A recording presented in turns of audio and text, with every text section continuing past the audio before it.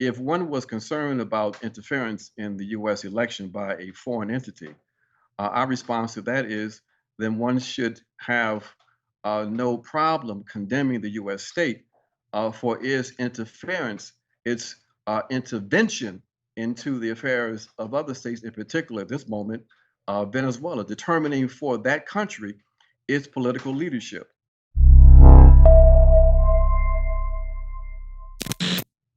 I'm Jacqueline Lukeman with the Real News Network. An NBC News article claiming that Russians crafted a plan to use disaffected Black Americans in a covert war against the U.S. is the latest example of not just the depth of the Russiagate madness, but it also revives the long history of the U.S. media blaming, quote, outside agitators, end quote, especially Russia or communism, for Black radical thought, movements, and efforts. Here to talk to me today about this article and this issue in the context of history, the media, and the 2020 elections is Ajamu Baraka. Ajamu is the national organizer and national spokesman for the Black Alliance for Peace and was the vice presidential candidate for the Green Party in 2016. Ajamu, thank you very much for joining me today. It's my pleasure to be with you. So let's talk about this article that was published on NBC News's website earlier this month.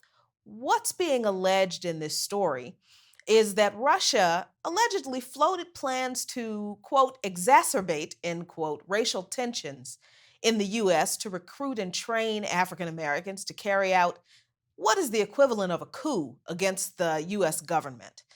A common theme in the discussion about race relations in this country is that the current administration has made race relations worse, and that this president in particular makes it easier to manipulate Black voters. In fact, the article even claims that the document in question says that President Donald Trump's election has deepened conflicts in American society and suggested that if successful, the Influence Project would undermine the country's territorial integrity and military economic potential. Um, Ajamu, what are your thoughts on the idea that this administration is making racial tensions worse or is responsible for allowing Black people in America to be manipulated by outside forces? You know, Jacqueline, this was a very insulting article. It not only is it deep political, but ahistorical.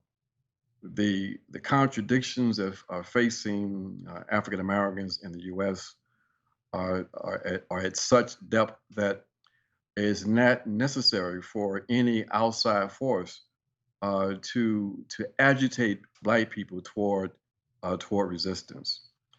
But you know, it's dangerous in another sense too, in that it does evoke some historical trends in this country. One in which we saw quite prominently in the late 1940s and early 1950s, where Black people were engaged in agitation during the post-war period, raising the issue of continued racial oppression in the U.S. And linking that to their concerns with colonial struggles throughout the world. And the US propagandists suggested that their main motivation was their alliance with the Soviet Union. And as a consequence, as part of the McCarthy period, we found that Black activists were especially targeted by McCarthyism with the clear intent to try to separate the Black movement and its more radical expression from the radical trends developing globally. Today, during this second McCarthyite period, we see a similar kind of strategy being employed, a very dangerous one because, again, it opens up to prosecution, to repression. Um, Black people who are concerned with and committed to defending the collective human rights of our community and linking our struggles up with the struggles of other oppressed people throughout the global South. Now, you mentioned the global South, and the South in particular was highlighted in this alleged report because of the large population of Black people in the South in the United States. Now, the report claims that that African Americans are being targeted for training in Africa to come back with that training to the United States and foment uh, potential violence. Can you speak more on what is the danger in that kind of language? You alluded to it a bit in regard to prosecution, but what does that mean, that kind of language mean coming out of this report in regard to what Black activists are seeing today from the United States law enforcement and the laws that are being passed that are targeting Black activists in particular? It means that African Americans are an alien force that deserve increased scrutiny from the law enforcement agencies, and that any techniques that are developed and deployed against this alien force is justifiable. It's dangerous also because it evokes the ideal of Black people being a force of domestic terrorism, which again opens up the Black community and Black human rights defenders to special not only scrutiny but also repression. So these are tried and true formulas used by the counterintelligence agencies, primarily the FBI, to undermine Black resistance. And the notion of Black people organizing in the territory in which we have served as a majority for quite some time. That is, Black people have always been our main population centers have been in the South, even after the great migrations. So it evokes this notion that because we are concentrated still in a territory, that there's a real possibility of a struggle that could facilitate the breaking up of the U.S. national state. Now, that kind of possibility exists, regardless of any other agitation, because of the flimsy nature of how this nation state was constructed. We have to remind ourselves and others that this is, in fact, an occupied territory. This is a settler colonial state that was created as a consequence of war and conquest. Therefore, as this state begins to disintegrate, what we see and what might emerge as the final product of what may be a United States of America remains to be seen. So when you say that the United States, especially the South, where there's a large concentration of Black people living in the South, specifically just because of history, is a settler colonial state, what do you say to people who would counter that and say that, Black people have more freedoms in the United States now than they've had historically? So the idea that Black people are still angry and willing to resist the United States government in any way, even if it's not in the way that this alleged report claims that they have fomented a plan to do, is a sign of ungratefulness on behalf of African Americans who have it so much better here. Who have it so much better now compared to in the past? Like what are Black people still fighting for? What is your response to that criticism? Basically, African Americans have been fighting for the democratic and human rights from the very beginning. Um, and that while there have been some minor changes that have allowed for certain sectors of the population to be incorporated into the larger political and economic body, the objective structural contradictions remain. Black people are still suffering from extraordinary levels of maternal and infant mortality. We're still suffering from extraordinary levels of unemployment. We're still walking the streets every evening without a place to lay our heads in disproportionate numbers every night. We're still being having our children transferred from juvenile court to adult courts and incarcerated. We have mass incarceration. We have a police force that seems to be out of control, engaged in extra judicial executions with impunity, and we can go on and on. The objective situation facing the African American working class and poor, in some ways, is even more precarious than it was in the past. In the past, at least, our labor was valuable. At this point in the political economy of this country, we find that Black labor, Black working class labor, is relatively redundant, which means that the social problem that Du Bois referred to us as at the beginning of the 20th century has become more intensified. That basically we are a real social problem today, a surplus population, and therefore you see the kind of repression that we are facing, our incarceration rates, and the general precariousness of our social situation. So, in many ways, the danger we face today is even more intense in terms of the potential for real genocide than it was just 50 years ago. So it sounds like you're saying that the US state has been the instigator of violence against Black people in the United States.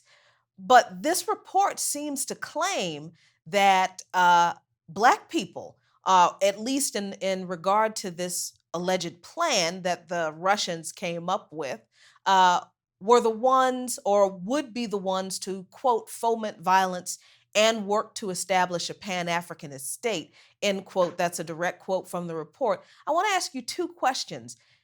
Does it sound to you like the report is implicating Black people as the instigator of violence in the US? And then the second question is a follow up to that. How does that cast Black struggle in light of everything you just said that Black people face in this country in relation to this narrative? Well, it definitely is attempting to paint African Americans as a force that need to be scrutinized and, if necessary, repressed. But I think it's important to put this in context.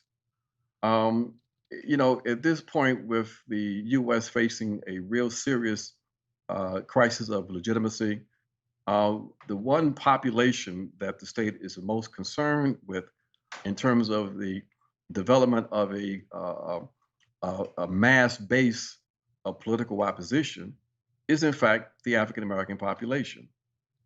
Therefore, if you can intimidate and undermine that population, then it becomes a very important element in your broader strategy to try to undermine general opposition and resistance here in this country. So we understand the real objective here, and I think that's what we have to begin to lead toward a general understanding that basically, what are the issues that are facing this country at this moment? Well, this country is facing a capitalist crisis. It is facing the need to try to control and contain opposition. It wants support for its general militaristic agenda beyond its borders. And so any opposition to that becomes a real threat. So the activity that Black people are involved in organizing anti-war and anti-imperialist activities in this country, attempting to rebuild the anti-war movement, the work that we're doing for criminal justice reform, and raising the issues of economic exploitation here in this country, the agitation we're involved in around organizing a mass-based general opposition for socialist transformation. It puts us in the crosshairs of U.S. repression. So we understand what the real intent here with this a contemporary attack on our people and on our movement. Now, finally, Ajamo, I have to ask you this question in regard to the 2020 election because the timing of the release of this alleged report is very interesting because the Democratic Party's chosen candidate this time around seems to be Joe Biden. And this report uh, seems to suggest that this would be a tactic that the Russians would allegedly use ahead of the 2020 election. The election hasn't even happened yet, but apparently the Russians already have a plan to target Black voters. Do you think the release of this alleged report is connected to the overall strategy of the Democratic Party pushing another candidate with a problematic record? And where does this report fit in the 2020 elections in that regard, in your opinion? Well, I think that the Democrats believe they have a very important device to use to galvanize support for whoever the candidate may be, and that is this notion of Russiagate and the interference of the Russians into the democratic processes of this country. So we are quite clear about that. But we say that there are contradictions here that we can also raise, and that is if one was concerned about interference in the U.S. election by a foreign entity, our response to that is then one should have no problem condemning the U.S. state for its interference, its intervention into the affairs of other states, in particular at this moment, Venezuela, determining for that country its political leadership. So we are quite clear that this is being used ideologically as part of the political struggles here in this country. We don't believe that Joe Biden will end up being the nominee. That is a issue and a question that will be resolved by the individuals who participate in the Democratic Party process. But what we do know is that whoever is in the White House, that the issues and contradictions facing African people in this country and globally will continue as long as we have the same structure in place. So we quite clear about that, that basically our mandate is to organize and to struggle and to bring about the kind of radical change we know has to happen in order for us to be able to fully realize our individual and collective human rights. We know that to get to that point, we've got to struggle and we've got to fight. And we need to be preparing ourselves for that no matter what kind of intimidation or attempts to undermine our struggle we face. Thank you so much for joining me. I'm sure this is not the last we will hear of this issue. I appreciate you talking to me about this today. And thank you for allowing me to join you this afternoon. And we will continue to watch as the corporate media continues to focus on Russiagate. We'll continue to discuss how this impacts the struggle for justice for Black people in this country. Thank you for watching. This is Jacqueline Luqman with the Real News Network in Baltimore.